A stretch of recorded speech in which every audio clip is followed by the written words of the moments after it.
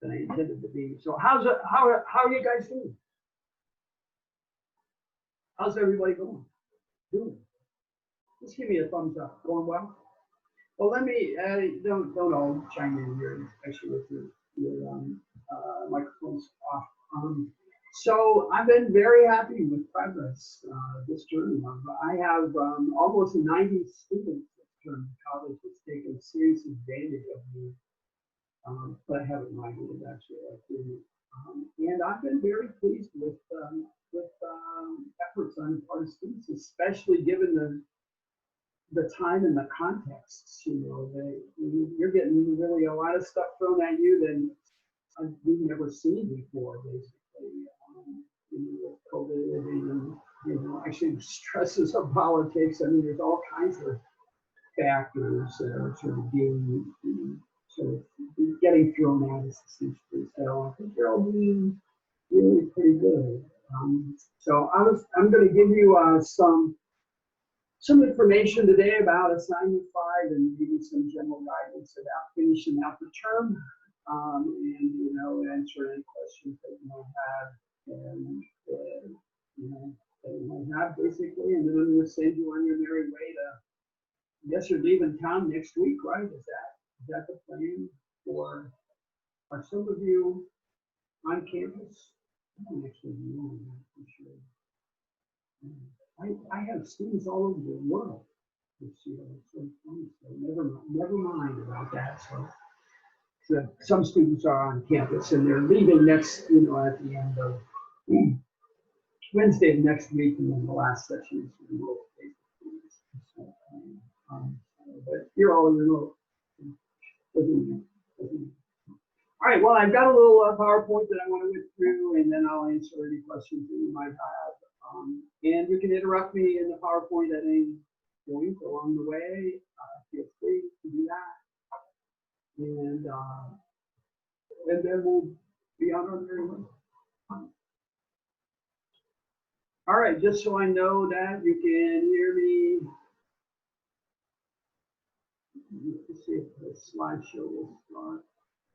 There we go. All right, somebody just switch on and tell me you can hear me. I can hear you. Super. All we need, sound check. Sound check. All right, final live session for this term. So let's see what we have. All right. Focus tonight is just on taking stock and kind of what's left. So far, for the most part, you have completed 4 assignments. This does vary some, however, and I'll make a few comments about that. But there are, up until now, there were 4 assignments to do. And I think most of you met the deadlines, or maybe you got into a little bit late. That was okay. And then we have one last assignment this term, measuring the data collection that we want to talk about. And it is technically due on December 5th.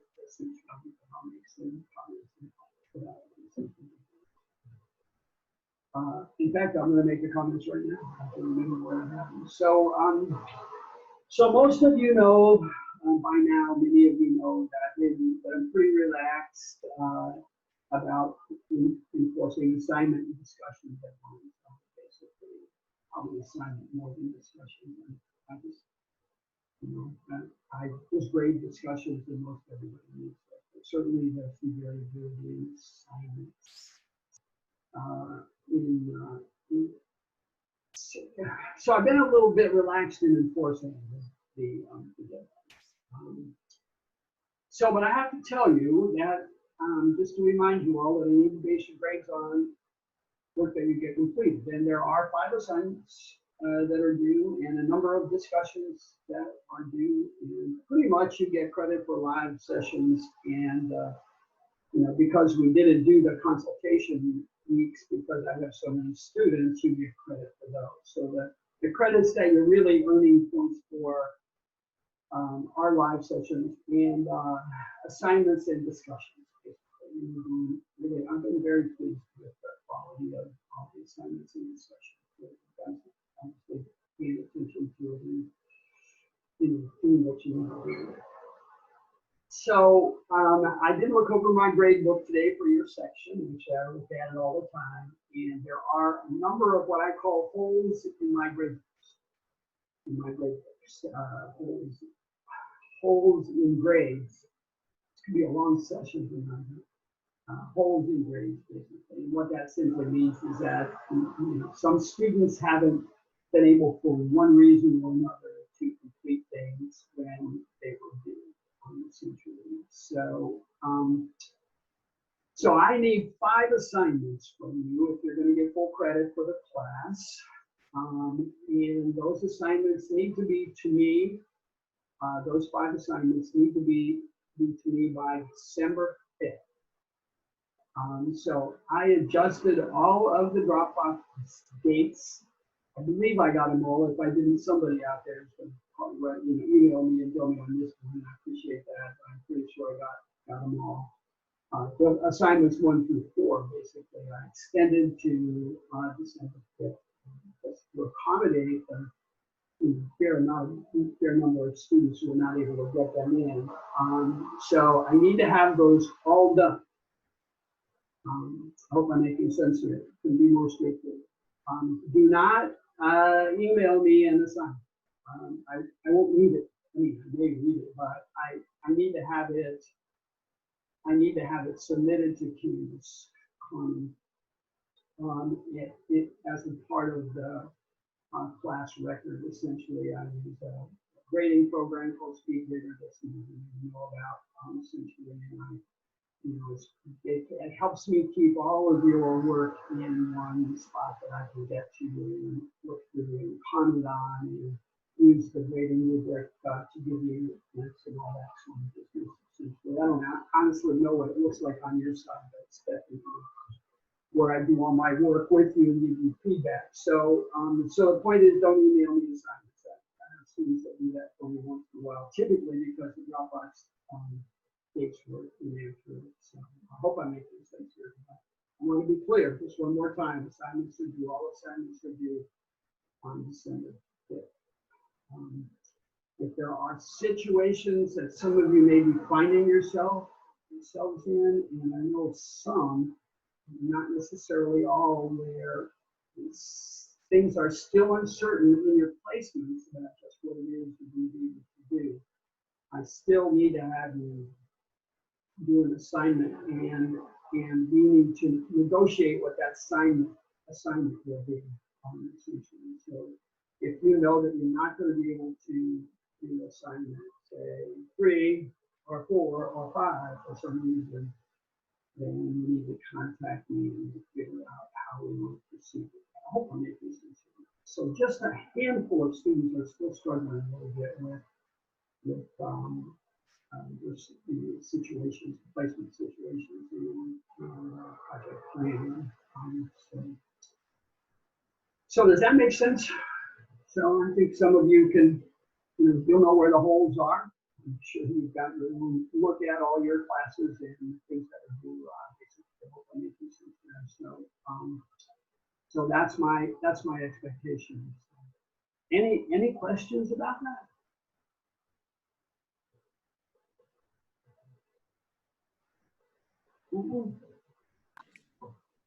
I have a potential question about next semester, but I can wait till the end.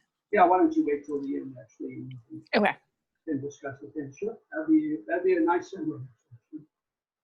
All right, assignment 5 is pretty straightforward. It's a measurement data collection plan, and this is the content from the guidance. So just a few comments about this. I'm going to read it through. I'll tell you what I'm mostly interested in. I'm mostly not necessarily interested in having a lengthy discussion that summarizes previous assignments, basically. You can do a couple of sentences there. That would be really just fine. Maybe 3 or 4 sentences that talk about a paragraph, I suppose, about those issues. Mainly what I'm interested in, though, is in the measurement plan and the data collection. So for the measurement plan, you need to be clear about the outcome that you're addressing. And this is for the bulk of students are doing some sort of intervention capstone, intervention evaluation capstone, but not everybody is, and I'll make a comment later on about what we can do about this kind of thing.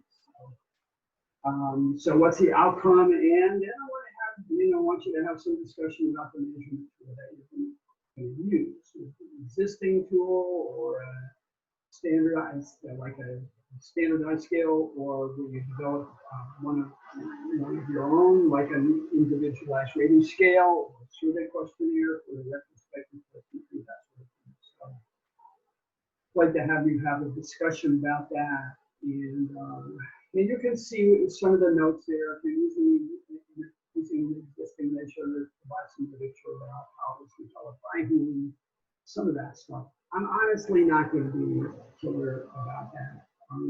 I don't find many of my students are necessarily measurement experts and have a trouble with some of the concepts of measurement. But I think you know enough to select a good instrument, and if you look through the literature, maybe talk a little bit about some of the psychometrics and that sort of thing. But I don't see a lengthy discussion happening about that. The students are necessarily, it's not an area of particular interest. Along with that, though, just hope I'm making sense here. I really wouldn't mind having you, if it is an existing scale, maybe talk about what's called psychometrics. Typically, those are things that get listed in articles about the tool. So if you selected an instrument and published article from some resource, essentially it's got reliability, validity,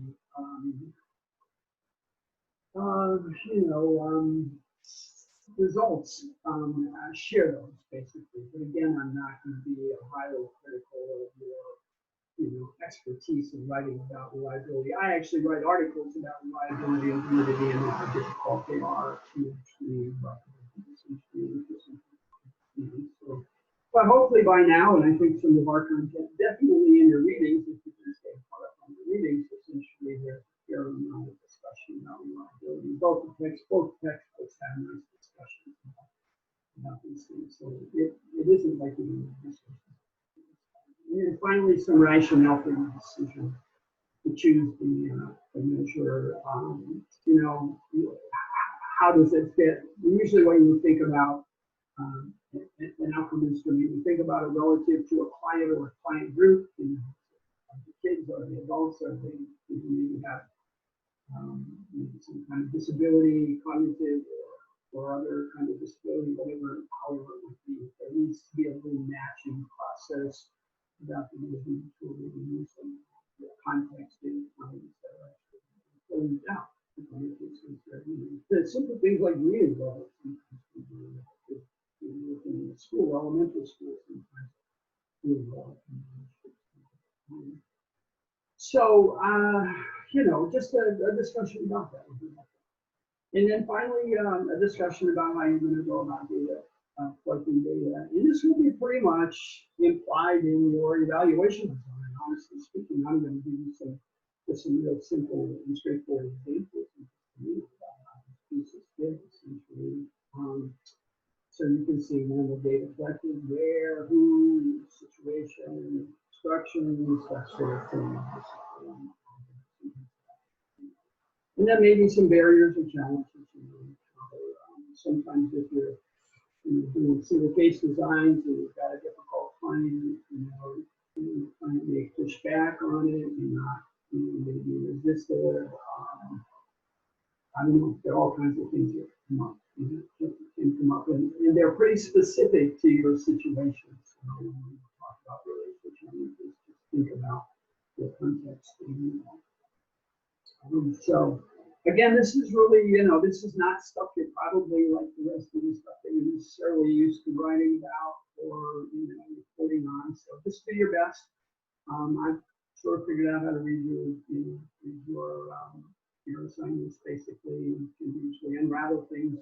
I do appreciate any of you who use headings to organize your Your paper is not everybody uses headings. I drives me nuts. They get a stream of consciousness assignment, basically. So breaking it up into chunks. Actually, most of you do that, and that's really the APA way, is to use headings judiciously. So, okay. I would say probably 4 to 6 pages for this would be fine. I still think we probably ought to add page limits. I didn't see on this assignment that maybe there are some. I didn't do the whole thing. So I don't know if they even have it there. So if there's some page designation, it's at the top of the ebook or the guidance. Just following that, essentially. I usually don't really pay that much attention unless somebody gives me a page, in which case that usually gets me. So anyway, that's helpful. Any questions about that? If you bought the books, you have a lot of resources to develop this. Basically, the books are really quite good. I actually like them both. I like them both for everything, but in the measurement domain, they're especially helpful. And I think the Orrin book is probably even the best one if you have that one. I wish they update that text. It's really not pristine to get updated.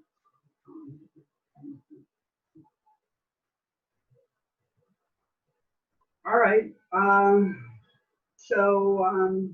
Just a comment here. I already talked about the textbooks. Basically, part 5 of Grinnell. There are 3 or 4 chapters there, and part 3 in one book. Really is really quite good. So, and by now you should be knowing about the outcome you're addressing. Essentially, it should have been in your PICO statement, or at least something close to it, or maybe in your life. So, and I have to say that more outcomes is not better. If you're doing a single case design, in fact, I would urge you to focus on one outcome. You may address more than one with a client. Often we deal with more than one outcome with clients, but for the capstone project, I suggest that you identify one outcome and focus on that, whatever it might be. You focus on your measurement strategy, your data collection strategy, all of that. And then when we get to the group design, I'll tell you a little bit about there. Usually you just do one outcome, but you still want to keep it. All right, well, this is just an example of what we've been talking about in a single case context, essentially. This is our ubiquitous Jill, who's anxious, and we're dealing with her with our intervention, probably a CBT something or another with Jill. And for this, we've decided to measure Jill's anxiety using the Generalized Anxiety Disorder GAD-7 or GAD-7 scale. GAD-7 is a well-regarded instrument in the public domain. It's freely available for you to use in the practice of focusing on anxiety. It has good psychometrics. I didn't chase down the psychometrics, but I know that it has good reliability and validity. Actually, it's a sound measure of anxiety. It would be considered what Orrin would call, and crew would call a standardized scale. So this is what it looks like in the context of Jill's design and the data collection strategy. Implied by this design is that this was after we completed it with Jill. We collected GAD-7 data every week.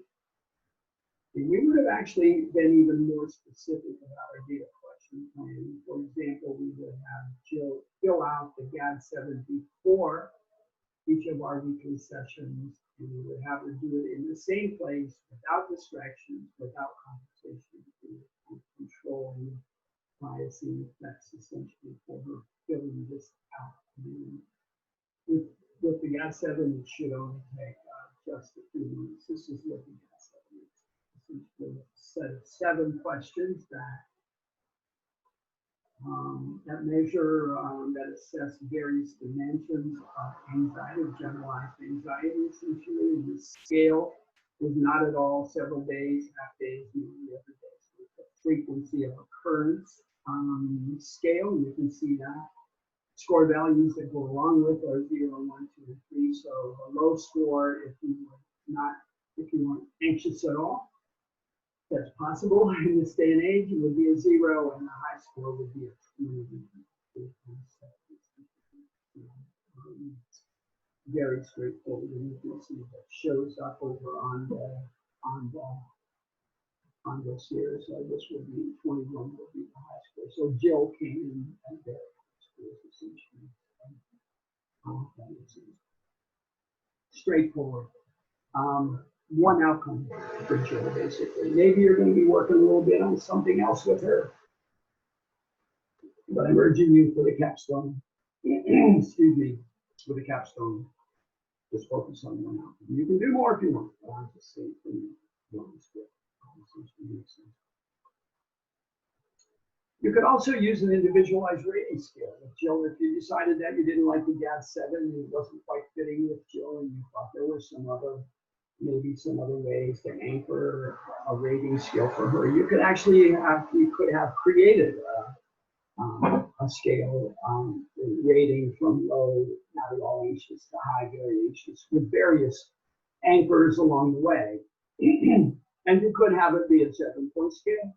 You could also create a 9-point scale or 11-point scale if you thought the additional scales would be, a little more sensitive to change. Excuse me.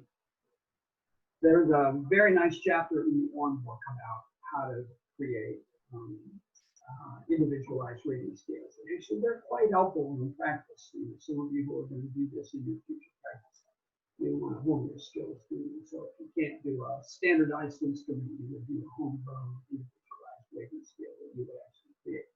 And getting these anchors is important so that and that's the nice part of an individualized rating scale, is that you can actually tailor this to Jill.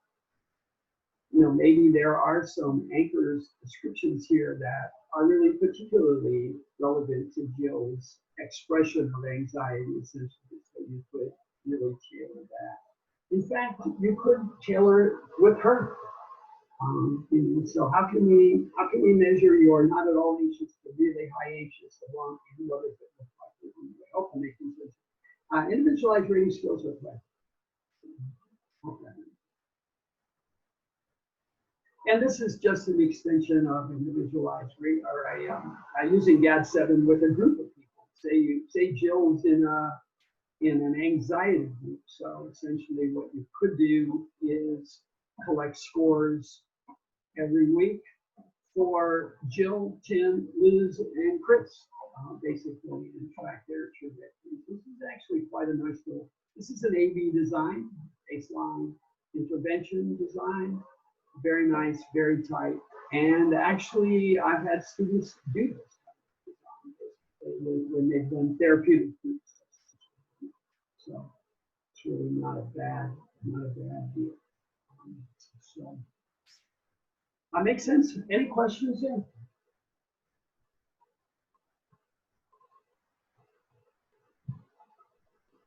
I don't know how many people are doing single case designs. This is probably more appropriate for them. But if you're doing a group design, and some of you know, I'm directly in. If you signed in last time and listened to the live session, I gave an example of a design that I find particularly helpful for capstone is probably retrospective post-complete design. A variation of the one group pre-post design. I know a number of you are doing this because I shared resources. So really, this is the schematic. It looks like this. I use this design to evaluate infant care self-efficacy for a group of new moms at Columbus Public Health, and use this kind of design essentially. So the data collection points in the retrospective, post and pre. The data collection strategy is to have participants in the program do a rating of their experiences in the program at a post-test, but we know that along with that, they're also going to reflect on where they started on the pre-test. But it only is measured once. It's the only time we collect data once. Measures 2 points in time, but the data are collected in one time. You gotta make sure I use that language. So this is an example of a outcome instrument that we used in the infant care self-efficacy study, and these are all the content areas that were addressed in the curriculum. Essentially, you can see all of these important things, and your moms will recognize these things as important to you, even as dads to recognize these things as important. So this is where it gets a little more complicated, because actually each of these areas is an outcome. So recognizing teething is an outcome. Breastfeeding is an outcome. Safe toys, car seats. You can kind of go down the list. Basically, they're all outcomes. So it does make the data analysis a little more complicated. So if you're going to use a retrospective post-and pre-design, I usually say ask between 8 and 10 questions if that's possible. So, but if you have to ask, more, certainly you can. And so this is at the end of the experience. When moms did the training, they were given this instrument, and they were asked to rate. They were asked to fill it out. So they wanted to know how confident they were in each of these content areas that they got exposure to after their experience in the program. And then they were asked at the same time their confidence before they were in the program. So we often pre-post designs collect this information on the first day of the training, for example, or right at the beginning of the training. And that is fraught with all kinds of problems, which is what the retrospective post and pre-design tends to correct. In our case, we were worried about moms, first of all, doing some social desirability bias. We really felt that moms, and this to be true, would actually rate their confidence higher on some of these areas than it really was, just because they thought that's what Grace and her crew would want to see, which is kind of what the constitution is. Also, people don't know what they don't know. So our moms were much better at deciding where they started after they figured out what bottle feeding or breastfeeding really meant. What are the details that with that kind of content they were much more accurate in rating. But this is the instrument for. An example instrument for retrospective post and pre, and the data collection plan is implied in the design, collected once, and you can see the rating and how that looks essentially. And this would be a homegrown. That actually there may not be a lot of standardized instruments that would be particularly helpful. So you need to come up with your own. If you're going to do a retrospective post and pre, typically you do your own. Bring your own instrument. Any questions there? Questions, concerns?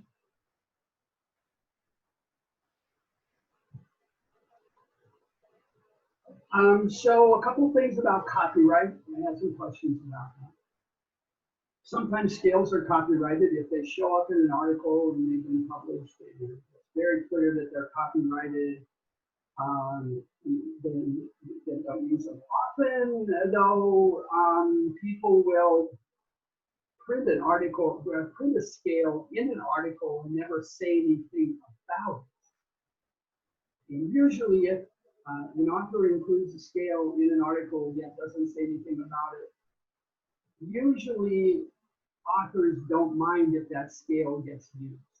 It's really when they don't present the scale and say, you have to request it from me, or if you go out on the internet and you find a scale that you want to use, it's not in an article, but it has a copyright on it. And I'll tell you, there are tons of scales. in what we call the public domain. You can see the term down here in the public domain. In the public domain means there are scales that can be freely used without restrictions. Basically, you don't need permission. They're really freely available. The scale development stuff that I do with some friends and colleagues, all of our scales are public domains. We always put them out as freely available for social work practitioners, mainly their school social work scales that people can use in school. But we're very much committed to the idea that public domain stuff is important. The more we can reduce barriers for use, the better. So just pay attention to that. If you can usually tell if a scale is copyrighted. Sometimes it's a little bit of a gray area. I would say error in terms of caution, since you're going to be doing this as part of a high state and all that if you can't determine that a scale is in the public domain, that domain you should probably scale.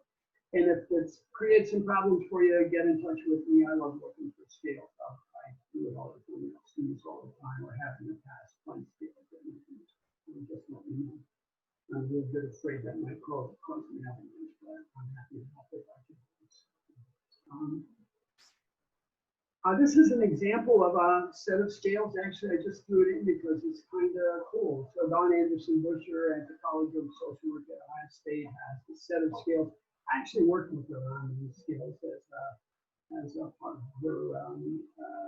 We had an evaluation team and kind of a school planning team, and did a number of projects and developed these scales, and she makes them now available in a set of freely accessible public domain. She does say, this is interesting, they're free to use with permission.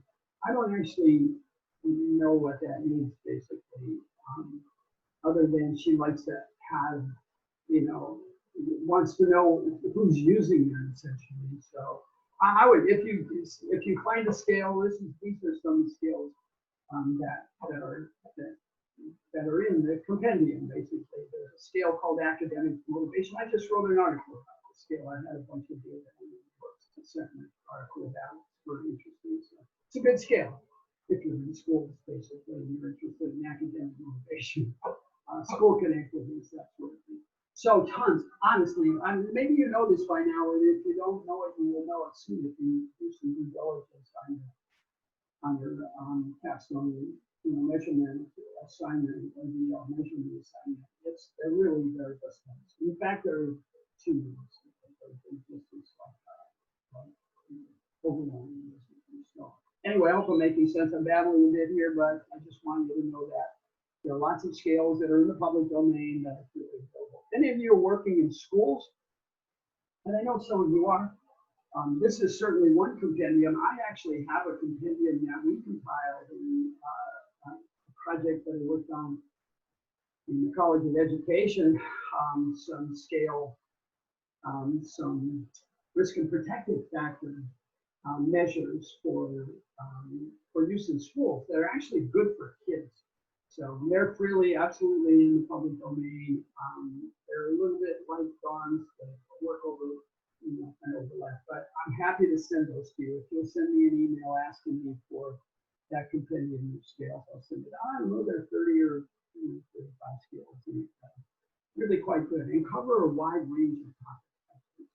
If you're going to work with kids. So finally, we've been talking about, outcome evaluation, which is what the capstone is supposed to be. And mainly about the primary data collection processes. When you're the person who is collecting data from a client or from a group of people you're serving, essentially, you're doing what's called primary data collection. I have a couple of you who are using secondary data, and that is using administrative data or program data that are collected by others. Administrative data and program data are often kind of a challenge to use, and maybe require even some special skills. I know a couple of you that first tweet about this. I don't remember that this is really important. But if it is true, it makes it harder to do assignment 5. So if you're stumped on assignment 5 because of the kind of data that you're going to be using, why don't you get in touch with me and I can kind of clarify and help you through that. The assignment 5 is definitely written as if you're going to be doing something with clients in an outcome evaluation, using primary data methods. It really is written that way. Yeah, there is. And there might be some situations that I'm here that might be a little different. You'll sit there and pull your hair out about how you're going to address some of the topics in the assignment because they don't fit in your circumstances. So I'm going to try to help you avoid pulling your hair out. You think about how to do it. It should be straightforward. So good. Some last thoughts. Starting. Hopefully, we're starting now. Thinking about measurement. I say, well, we all social workers measure stuff all the time. It's not like measurement is going to be a new topic for you. You measure things all the time. When you ask a client how he or she's doing today, or something, measure. So if you do anything, you measure. So think about that. Keep that in mind. For capstone projects, I'm going to urge you to be as simple as you can. I really don't mind simple, straightforward, well done, well executed projects. In fact, my experience is the more complicated things are, the more difficult it is to come up with what really is. That's not totally true. I mean, some students can add complications. That's what I say here. I mean, if you want to be ambitious and you want to make it more complicated, feel free. But I'm happy if you decide you want to make it manageable, make it straightforward, make it your first study, not your last study. That's good with you. So there you are.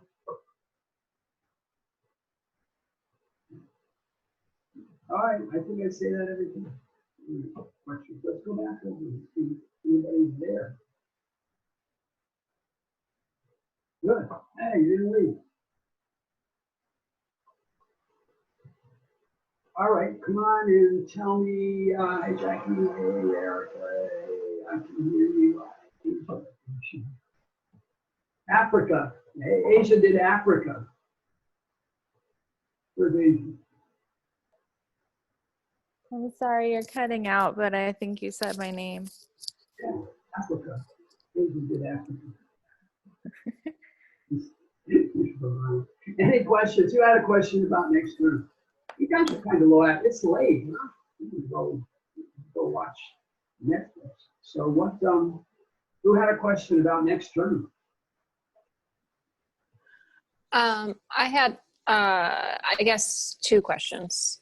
The first question would be about assignment 5 is mostly about projecting like how we're setting up the structure of how we would implement our intervention and like the data we're projecting that we're going to be like what we're expecting to get back.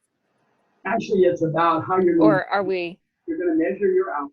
How are you going to measure your outcome? Now that measurement process will generate data that you will be using, basically, but you're not talking about that. You're going to talk about what scales, items,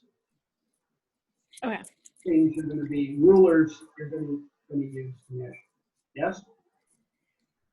Yes. Okay, I get that. And then my question for next semester is, I think, very much less general and more specific to my situation, because I'm switching internships in the next semester.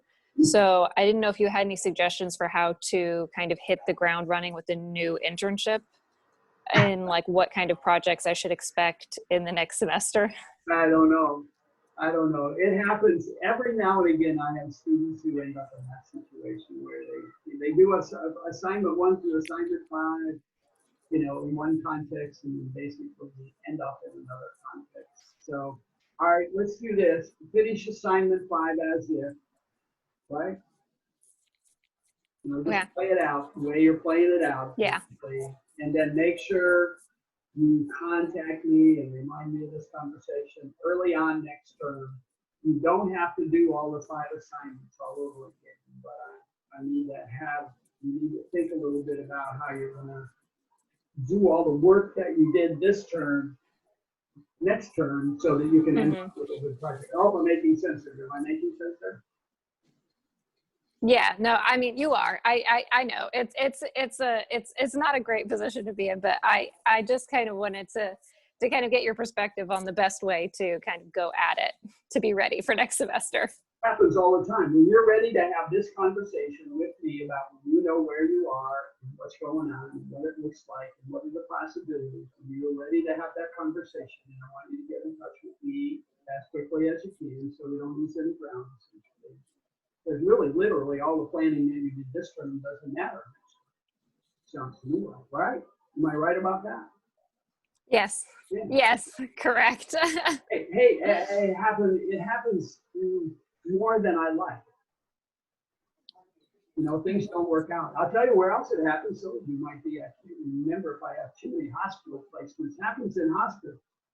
You know, where where I have a student in the rotation in one unit in a hospital, and then they're rotated out. They're in obstetrics, one term, and the next term they go to oncology. Mm. It's not an uncommon thing. Don't worry about it, though. We'll get it done. Okay. It's just sad that you had to do all the work this term to plan for something that you're not going to be able to do. That doesn't seem right. Well, you'll get a good grade, and that will be good. You can tell all your friends that you aced the class. All right. Does that help? Caitlin, are you there? You froze up. Thanks. Yeah, That's my only question. You did? Yes. Okay. It did. Okay. Somebody else Yes. have a question? I don't know if he can. Oh, I think it dropped. Are you still talking, Caitlin? Oh, sorry. Yes, it did. Thank you. Okay. All right. Anybody else? We're good? So how many of you owe me more than assignment fund? But we have a deal here where we're actually going to go take a look at all of our outstanding assignments, right? With me? And then when are we getting them in? December 5th.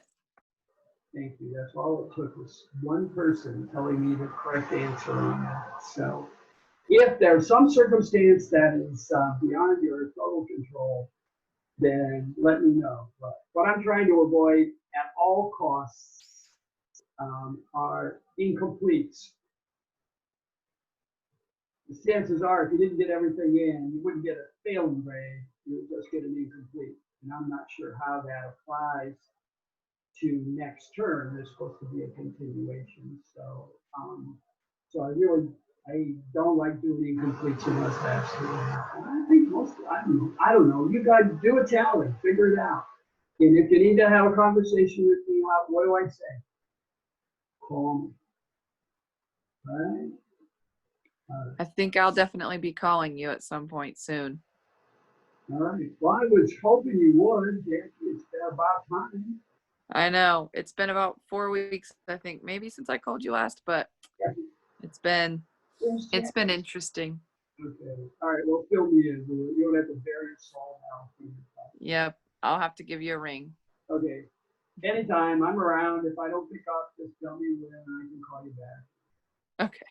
All right. You guys are doing good. Listen, we'll get through this. This is so unusual. This is like, unusual isn't even, it's beyond unusual. And I don't even know what it's going to look like in the, they're not giving us very good projections even into the winter. So, who the hell knows what's going on? It's going to be, I don't know. We'll just have to see.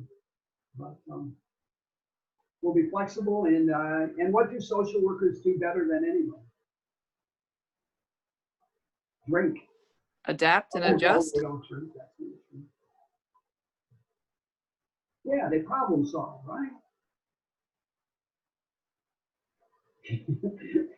It's so funny looking at your faces. You go like, I ain't buying a bit of this Kool-Aid. Your problems, Cassidy, you're a problem solver. I want you to look like a problem solver. Cassidy goes, is he talking to me? There she goes. All right, you guys, I'll let you go. I gotta go pester 30 more students, basically. So good. So we'll be in touch.